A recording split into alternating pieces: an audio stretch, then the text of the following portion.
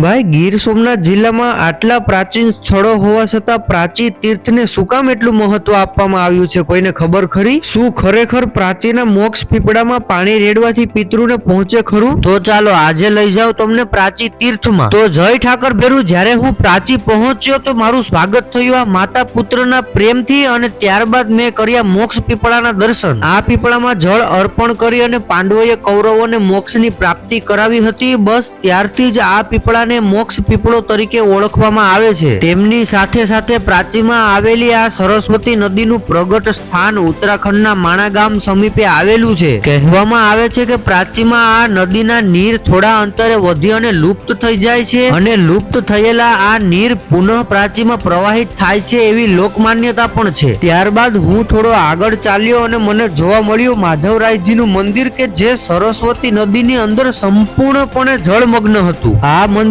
ચોમાસાના 4 મહિના પાણીમાં જ રહે છે અને આ મંદિરના પૂજા પાઠ પણ પાણીની બહારથી જ થાય છે. આવું એકાંતિક સ્થળ આપણા જીવનમાં આધ્યાત્મિકતા અને ધાર્મિકતાને ખૂબ જ પ્રોત્સાહન આપે છે. એટલે આવી એકાંતિક જગ્યાનું પ્રવાસ કરતું રહેવું જોઈએ. તો બસ હવે આજનો વ્લોગ અહીંયા સમાપ્ત થાય છે. ફરી મળશું નવા એક વિડીયોમાં. ત્યાં સુધી માટે તમે મને ફોલો કરતા જજો. જય માતાજી.